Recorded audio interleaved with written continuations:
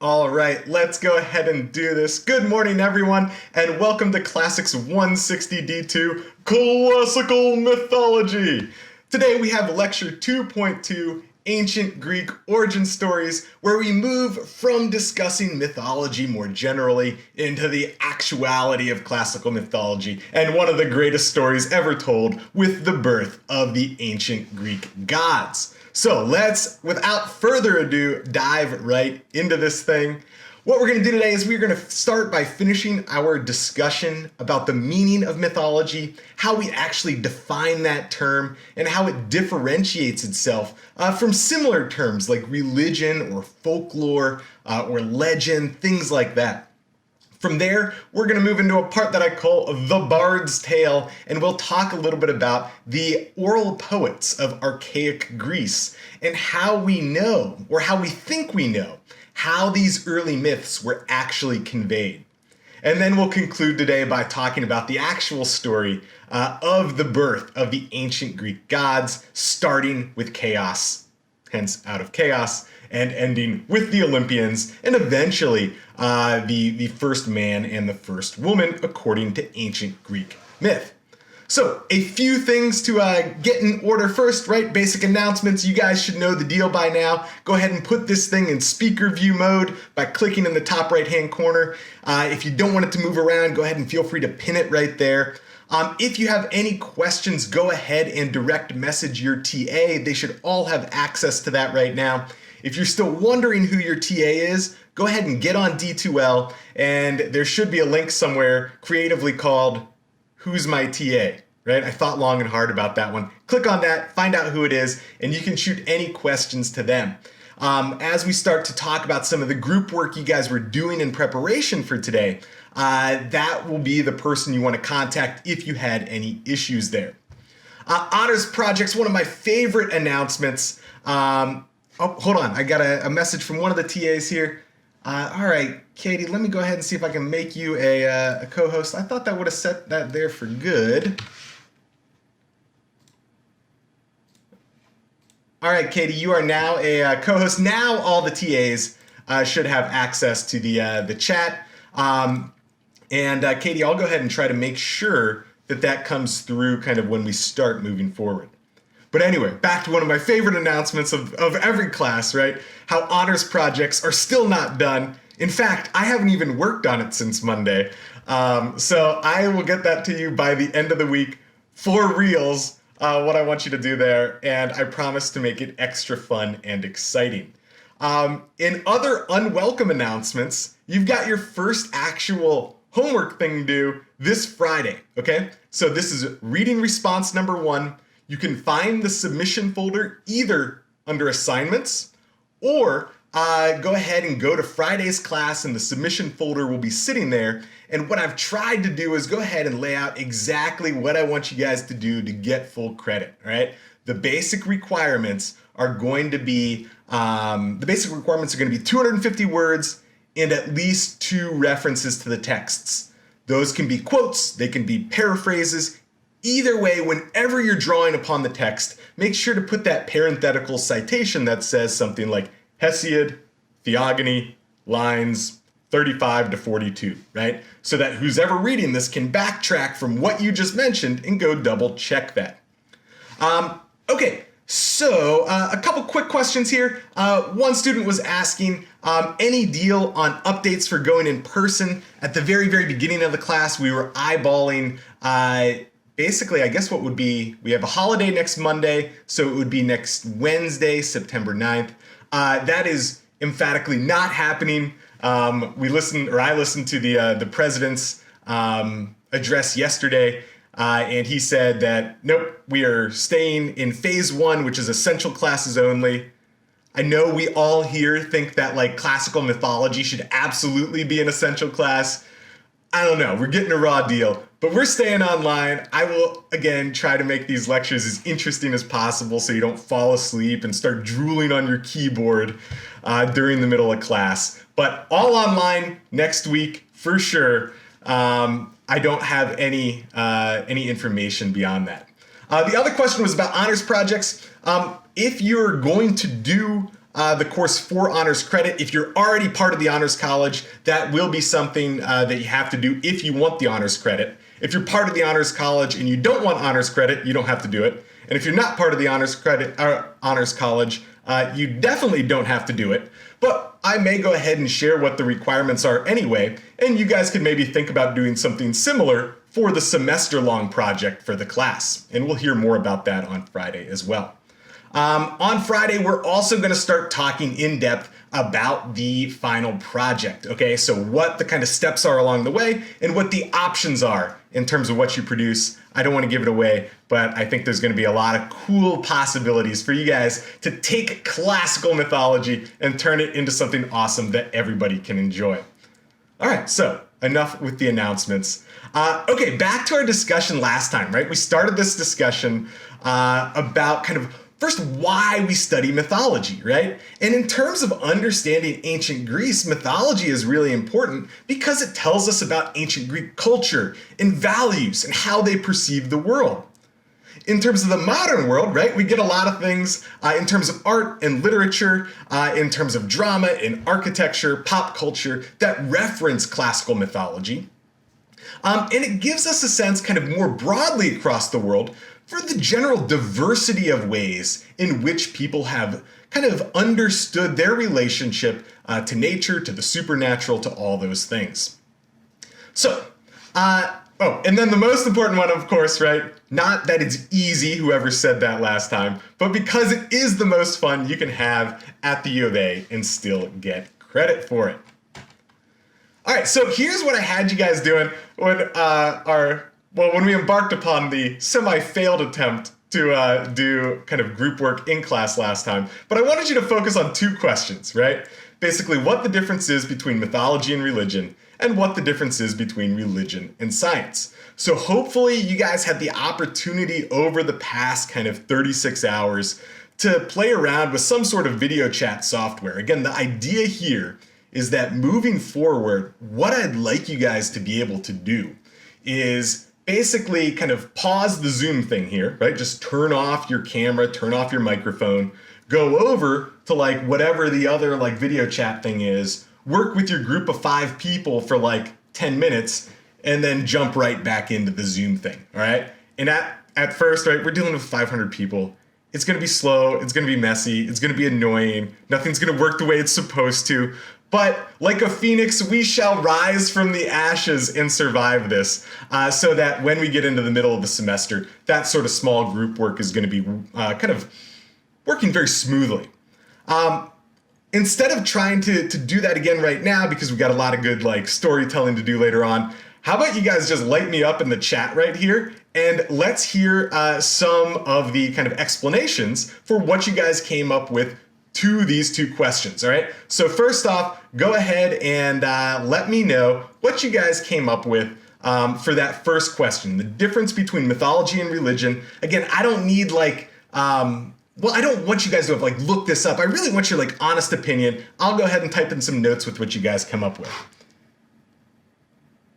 Yeah, all right. Can I also just say, it's like when I have the participation through the chat, normally when I do this live in class, it's like pulling teeth, right? It's like I got a pair of pliers and I have to pull your teeth out to get you to participate. And I put it in the chat, and I think I've got at least like 30 messages already. It's incredible. So anyway, keep those coming for question number 1. I'm gonna put up some of the things that you guys came up with here. Let's go ahead and take that off. And let's see what we got. So, that, we can do that, that, put in that. All right, there we go. Okay. All right, move that here. You guys have sent so many messages. This is unbelievable. Okay, all right, I'm going back to the early ones here. Oh my goodness.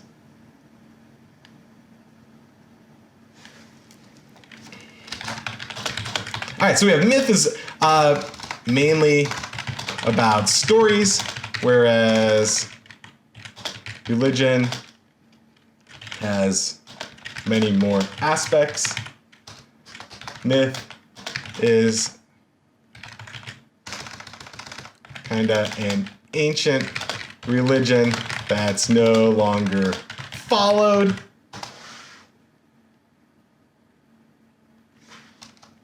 Myth is a subset of religion. Religion is broader and focuses on belief. Let's see, what else? What else?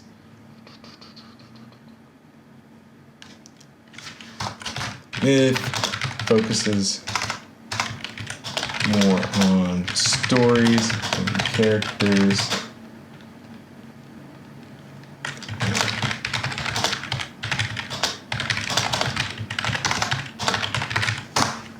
All right, so myth focuses more on stories, characters. Religious focuses more on moral values.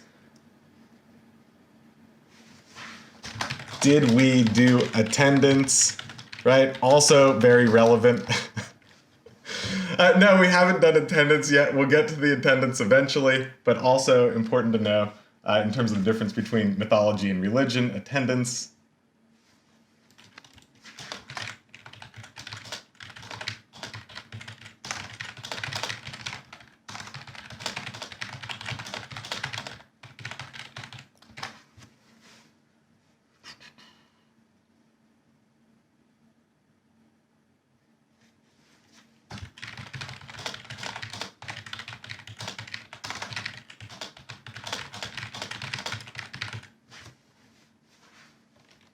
Okay, so let's go ahead and start with that for right now, right? I think you guys have a lot of this, right? I think it's common to kind of think that religion or mythology is kind of like an old religion, right? That like maybe people don't believe anymore. So that like, let's say, you know, we look back at ancient Greece and Rome, we call that mythology because people don't really practice ancient Greek and Roman religion anymore, right? But we call Christianity or Judaism or Islam a religion because that's still widely practiced in today's world.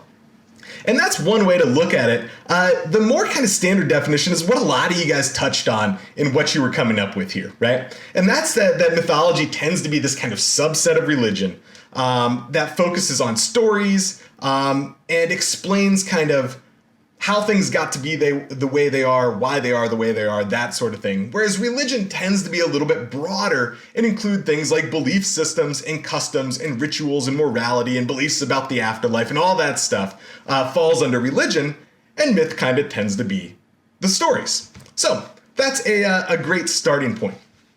All right, what do we have next? So our next question, let's see if we can copy and paste this thing here. Our next question was about religion and science. So go ahead and blow up my chat with your differences between religion and science.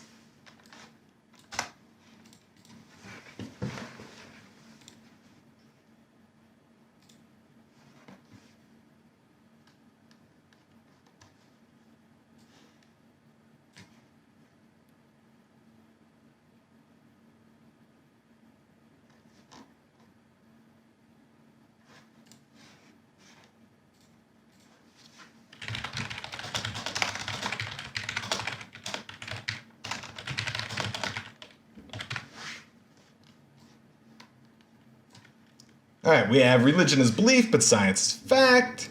We have, what else do we have? Science has more proof. Religion is more about faith.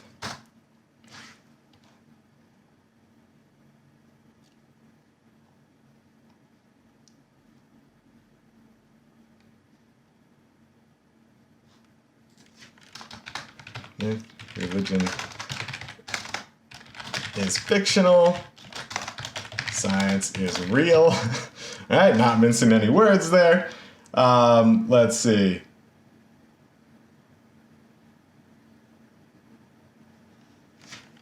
Science focuses on things we can understand. Religion is more about things we can't necessarily explain or understand.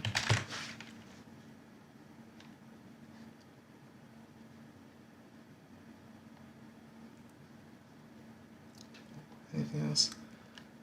Also, I've gotten a total of over like 300 messages. I applaud you all, right? I said like one of the very first lectures, I want you guys to participate. So far, so good. I was really worried that we'd get a little bit of a lack of this in this kind of format, but this is really great, and I appreciate you all kind of putting in the effort to do that. There we go. Let's put one more on here.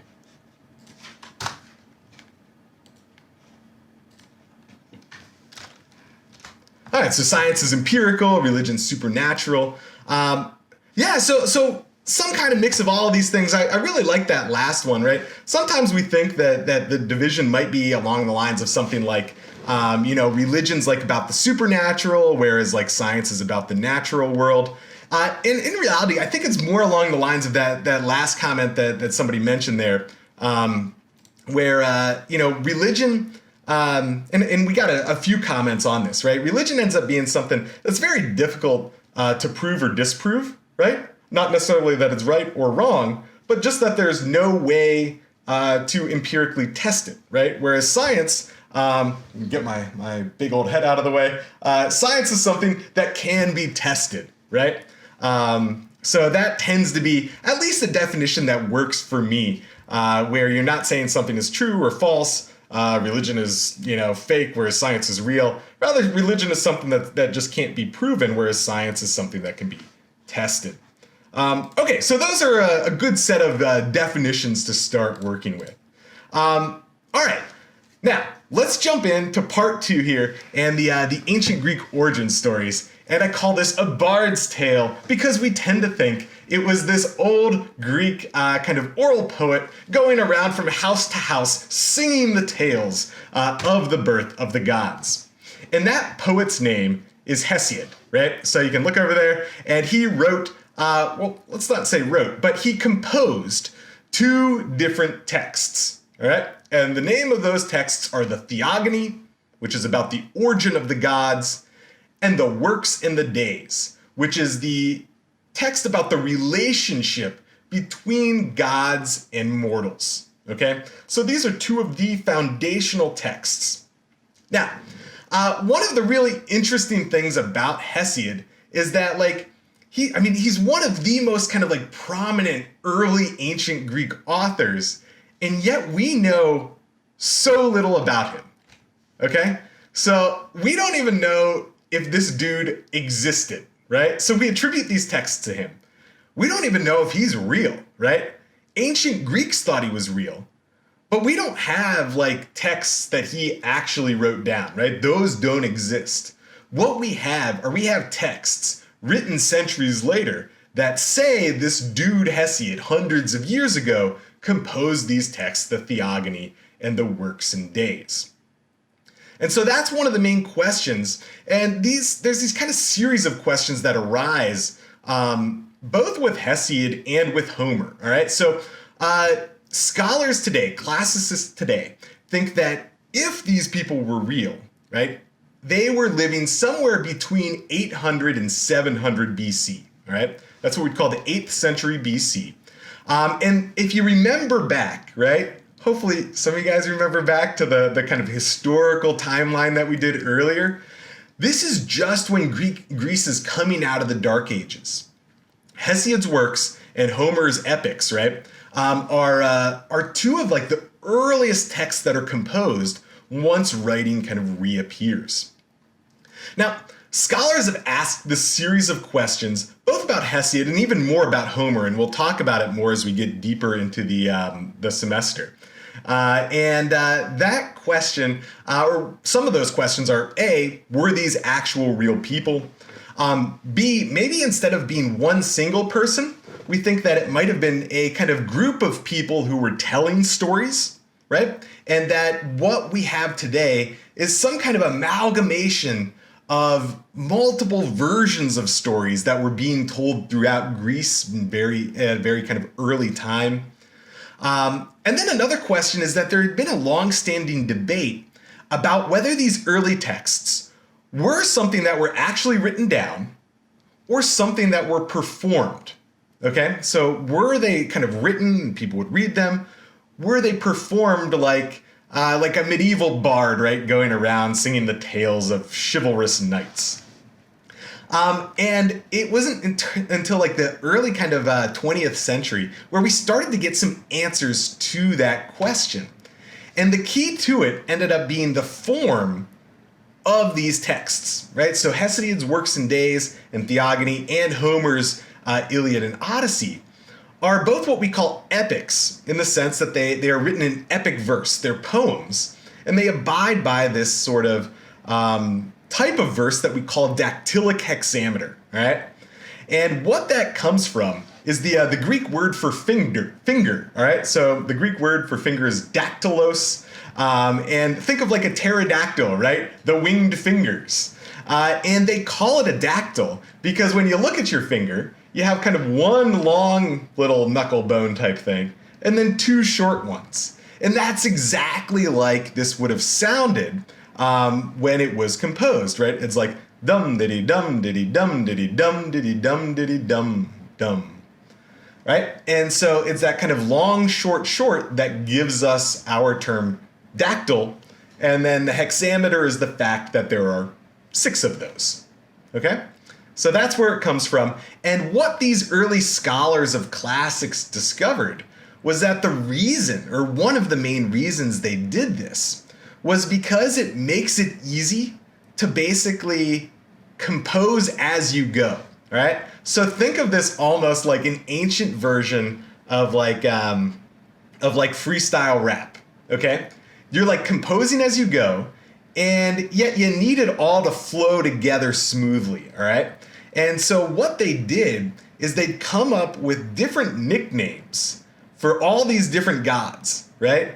So like, Athena can be the gray-eyed, or the Aegis bearer, or the wise one. And each of those fills up a different number of dactyls. And so as they're basically rapping their epic verse, they can basically choose the nickname for whoever they're referring to, plug it right in, and make sure that the hexameter goes smoothly. A little bit later, we'll look more into this, and we'll actually see how people made this discovery. It was basically by watching oral poets in the former kind of area of Yugoslavia, basically like 100 years ago. People who still were able to compose, things that went on for tens of hours and repeat them, playing music the whole time, and being able to tell the same story each time, right? Memorizing such long things. So anyway, that's like a little bit, that's a fair amount kind of depth into the study of classics and how we know what we know. I find this kind of interesting, so you guys have to listen to it. There you go. Dactylic hexameter, the meter of ancient Greek epic. All right, so next thing, why create origin stories, right? Go ahead and write down for yourself. You guys got 2 minutes. You don't need to work in groups. Just for yourself, come up with at least 2 reasons why we create origin stories, right? Not just the Greeks, but like one of the interesting things, right, is people all around the world in all sorts of religions have some sort of origin story about where and how they came from. So go ahead, take 2 minutes, take until 11:27, and then I want to hear from you guys a couple reasons why different groups of people create these origin stories.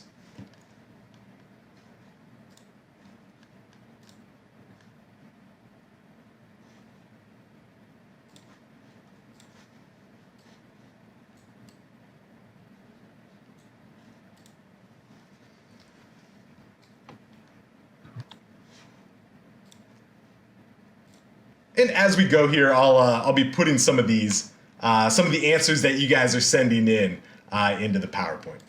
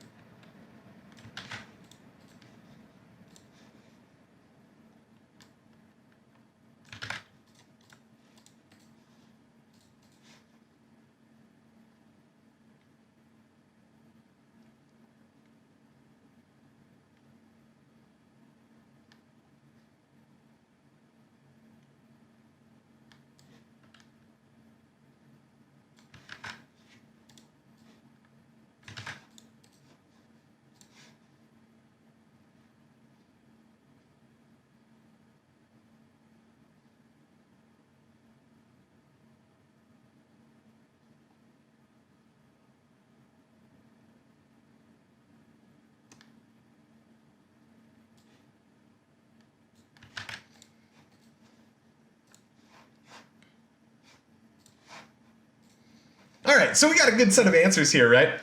So we've got things like explaining the unexplainable, right? Things that they don't actually know how it works. You attach a origin story to it or a myth to it, and then you have some sort of explanation, explain why things are the way they are. Some deeper questions as well, right? We have uncertainties about things like life after death, and we want to know what happens then, right? So we create origin stories and myths to explain such things. Origin stories are fun, yes, especially when happening in Dr. Rob's classical mythology class. And then it does things like tie cultures together, right? It creates a shared identity between groups. And it helps explain different cultural values. So in addition to that, right, we've touched on a lot of the things here, but we also have some of the other things, right? We want to know where we came from. It helps us understand our kind of place in the world and kind of providing a context for the way the world works.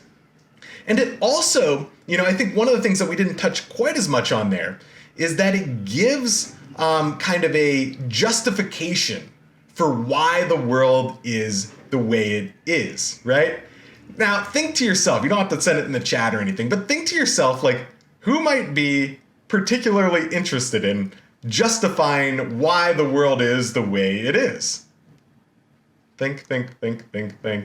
If you're thinking the rich people who control everything, you're absolutely right? So the aristocracy, the political elite, the religious elite, the people who have the things, right, want to basically justify why they're supposed to have the things. And things like origin stories can do a good job of kind of not just explaining kind of how the world came to be, but justifying the way the world is and kind of why people should behave the way that they should. Okay, so let's go ahead. We're about halfway through the class now. Go ahead and take a minute or two to put in your attendance quiz. Go to quizzes or go to today's date, attendance quiz 2, September 2nd, and choose orange. All right, so choose orange. Orange is the answer for today. Orange. Orange. All right, I will pick back up in 2 minutes at 11:31. You got time to put this in. When you do these quizzes, right, I think each quiz has about a 5-minute timer on it, so make sure that you don't start the quiz until the slide comes up. After you start the quiz, it shouldn't take you more than 5 minutes to choose orange. And again, if you have any problems, remember that you have like lots of freebies here. Botching one of these, trying to choose orange but choosing green instead is not gonna like give you a D for the class. Is orange really not an option? Oh, orange. Oh, orange! I'm being told that some people say orange. I guess that's kind of a weird way to say it, but sure, orange it is.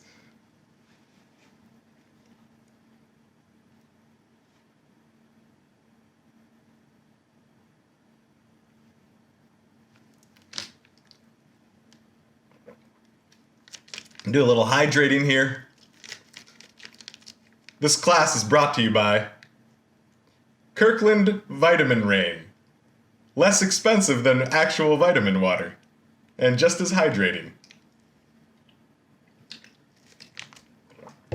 Okay, so orange it is, and aren't you glad we're going to be talking about classical mythology and origin stories. Today, we are telling the story about the origin of the Greek gods, and that is titled Out of Chaos because it all begins with chaos. All right? So, the first of the ancient Greek primordial deities is known as Chaos. Now, the important distinction here, all right, is that we don't want to think about this like chaos, like the world is just crazy, right? No, chaos here, like this is a synonym for nothingness. This is a synonym for the void, okay? So when we think of kind of what everything arose from, all the gods, all the people, all the stuff in the world, according to the ancient Greek origin story, it all begins with chaos, which is this kind of empty void or chasm. And from chaos, we get everything, all right? So chaos gives birth to a number of different deities. And what you're going to kind of notice is when we look at the early deities of Greek mythology, they all tend to kind of ride this line between kind of being partially nature and partially personified. So when you read Hesiod's Theogony, or if you go into the Works and Days, a lot of these deities kind of have both aspects of like people, right? They like mate with other people and they give birth and they get angry. But they also have this kind of natural aspect as well. Now, one of the other things you're going to notice, right? And as I start talking, if you're like, that's not actually the story that I've heard before. One of the important kind of takeaways here is that especially early on, but really with almost all Greek myths, they have all like 10 different versions or more of being told, right? So if you look at one version of the myth, right, one of the earliest deities that comes straight from chaos, right, one of the primordial deities emerging from the void is Eros, right, or love or desire. Now, if you're sitting there like, I really thought Eros, right, was like the son of like Aphrodite and Ares, right, like Cupid in Roman mythology. You're also right? We get different stories. In some versions, he's this primordial deity. In other versions, he's like the son of Aphrodite and Ares. Also from chaos, right, we get Tartarus, the abyss, right? That's where you really don't want to go in the afterlife. We get Gaia, the earth, darkness and night, Erebus, and Nyx. And so you can see with most of those, right, they're kind of, again, partially personified, and partially they kind of set up some actual place within the Greek cosmos, right? The abyss, the void, earth, that sort of thing. Now, this is a good point to kind of reflect for just a second here and highlight one of the big differences between what we're dealing with when we're talking about Greek mythology and kind of what we're dealing with when we're talking about kind of texts in modern religions, all right? So when we think of something like the Bible, I don't want to speak for every single kind of sect of Christianity out there, but a lot of them consider something like the Bible to be sacred, right? To be the actual word of God, or at the very least to be divinely inspired, okay? So that the God had something to do with the creation of the text. Now, when we look at the ancient Greek world over here, right, we're looking at something a little bit different, okay? What we're dealing with stories about the gods. The types of stories that are being told are very similar to what's going on with something like the Bible, especially in the kind of early books.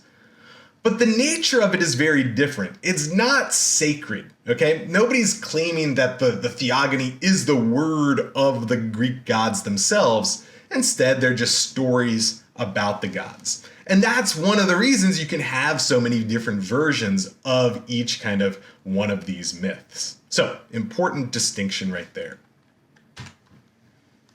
All right, so again, from chaos, we get a set of these primordial deities, right? Tartarus and Eros, Erebus and Nyx. And we get kind of the most important one for our purposes for the rest of this story, being Gaia, or Mother Earth, right? And Gaia emerges from chaos just kind of naturally. There's no, the chaos is just there to begin with. There's nobody for the chaos to mate with. So chaos just starts giving birth of its own accord. And one of those children is Gaia, Mother Earth. And then she starts to do the same thing, right? I guess she could. I don't know if somebody can mate with Tartarus. I haven't really looked into that. But she doesn't do that. She starts giving birth on her own as well. And so Mother Earth, of course, gives birth to Uranus or Uranus, who we call Father Sky. And again, the way that this happens is this just happens basically just from her, right? So somehow she's just Mother Earth one day. The next day, she's got Father Sky that she has somehow produced. And this is where we start getting into the really weird relationships of Greek mythology, where even though Father Sky or Uranus is the child of Gaia, then they start to hook up, and then they become a thing, and then they start having all sorts of babies, right? And we can also see the personification and the kind of natural element at play here, right? Gaia, Mother Earth, is the actual Earth, but she's also kind of like this person. And Uranus, Father Sky, is the actual sky, but he's also kind of like a person. You can see how this is portrayed like over here, right? This is actually fairly late. It's late Roman, it's a mosaic. And you can see Father Sky over here and Mother Earth and the different children there that they've given birth to. One of the all-time favorite things that starts in antiquity and goes well into the medieval period is people never really figure out how to depict babies. And so you always get real weird looking babies in all these things. Just one of the pleasures of studying the ancient world. Anyway, so Gaia gives birth to Uranus and then makes out with Uranus. And together they have lots of little babies. Now, the first set of babies they have are the 12 Titans, okay? And these are kind of the most human-like of the offspring of Gaia and Uranus, okay? And Cronus is the youngest one. He's kind of the one you really want to remember there. But there are other ones too, like Atlas, that you've heard of as well. So we've got the 12 Titans, and their brothers are two sets of kind of triplets. So we've got first the Hecatoncheires, all right? This is like one of the great all-time names of these kind of deities in Greek mythology. It literally means the 100-handers. And the Hecatoncheires are these monstrous beasts with 100 hands and with 50 heads, right? They have incredible amounts of strength. And then the other set of triplets are the Cyclopes, right? So I'm not like mispronouncing Cyclops, is just in Greek, the plural of Cyclops ends up being Cyclopes, so there you go. It literally translates as the kind of circle-eyed, or the circle eyes, or the round eyes. You'd think it would be like the one-eyed, right? Like the monopes, or monophthalmos, or something like that. Anyway, we got the Cyclopes, right? They're known for having the one eye in the middle of their head. They're known partially for their strength, but also their kind of craftsmanship, all right? And so one of the things that they're trying to deal with in Greek mythology here is, like, later on, right? Like, Hephaestus is like the craftsman, and he would make like all the awesome weapons and stuff. But we don't have Hephaestus yet, and so we still need somebody to make the different weapons for the Olympian gods so we can get to Hephaestus later on. So they're like, all right, that's the Cyclopes. Those are the guys making like Zeus's thunderbolt and the trident of Poseidon and the cap of invisibility for Hades, that sort of thing.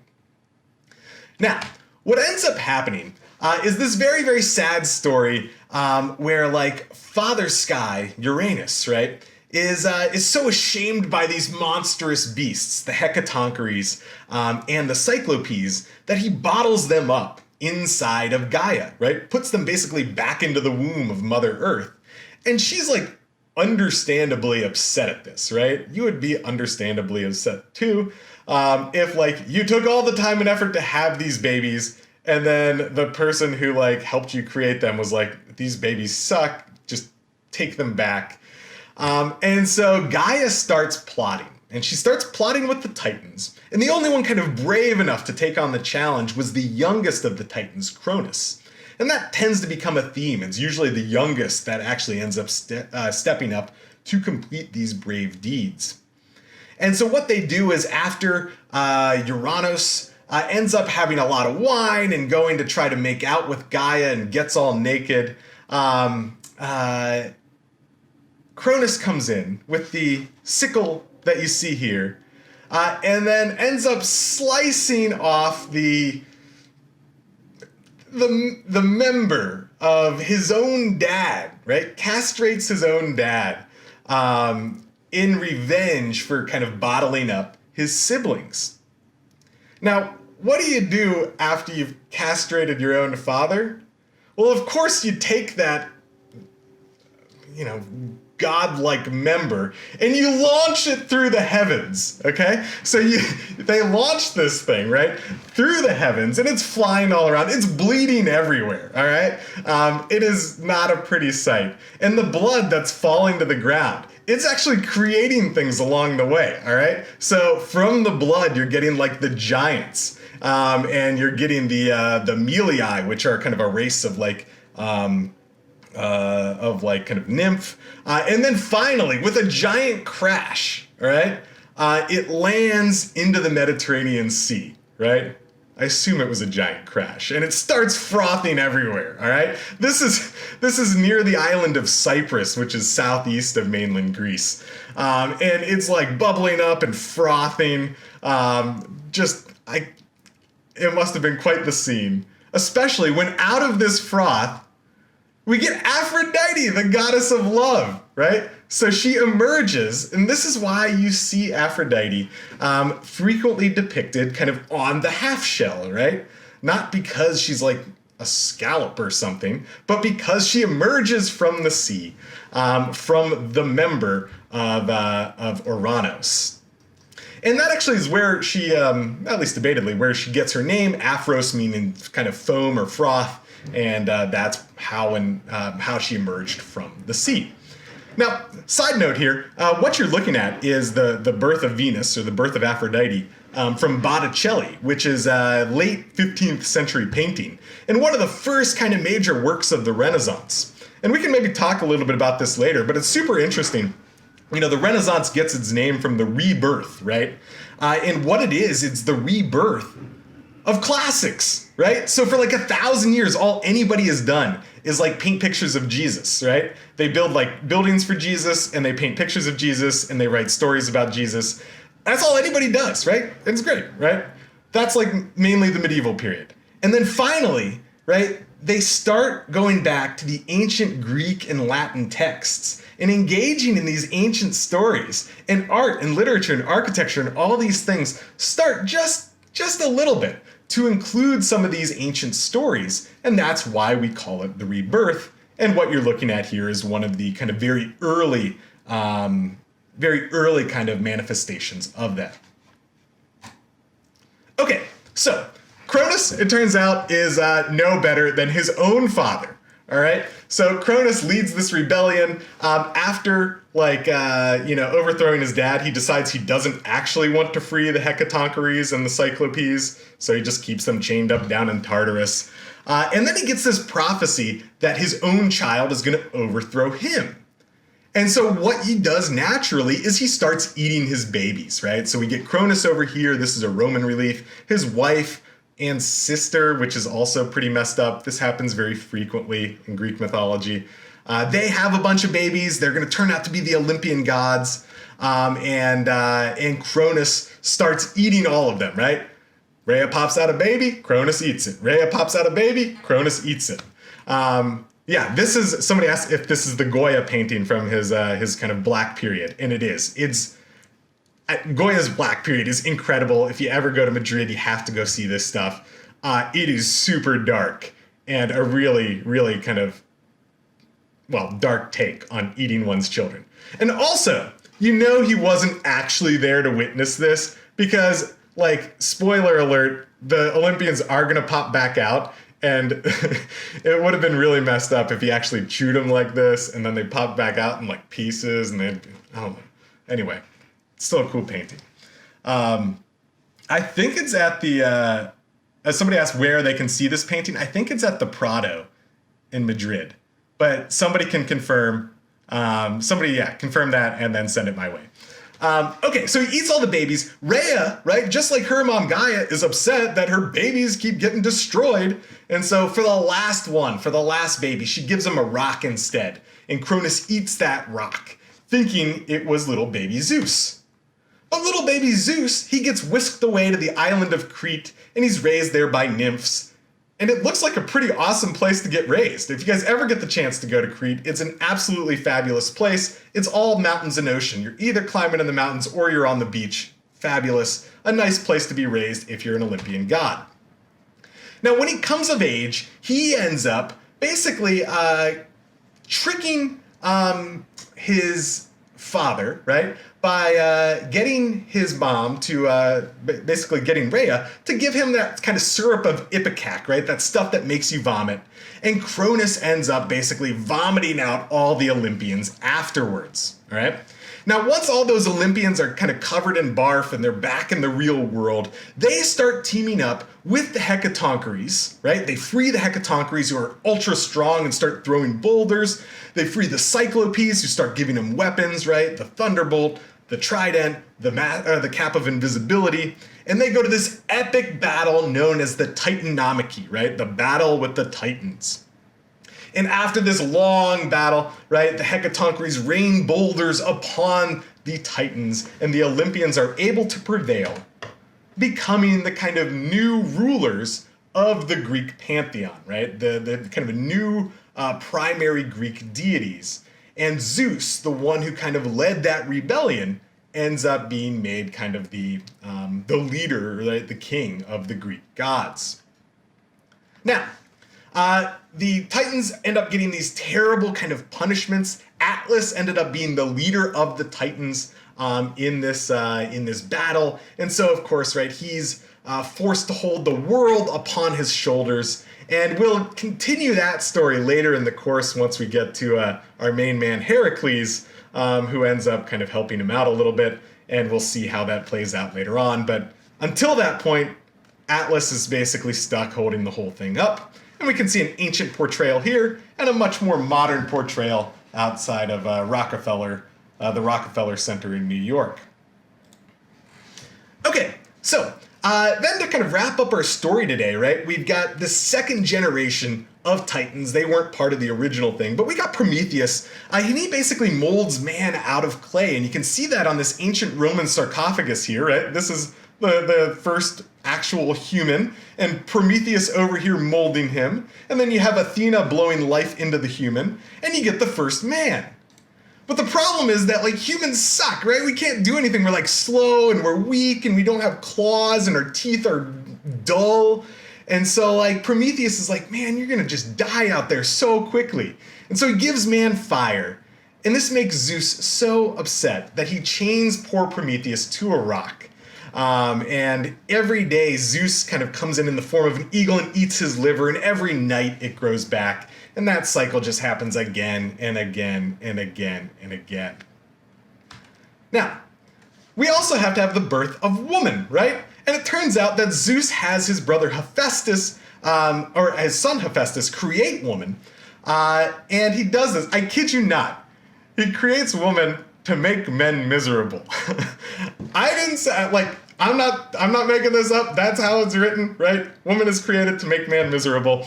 But all the gods, right? The gods love this woman, right? They're giving her all kinds of gifts. That's where we get her name, Pandora, very literally, all the gifts.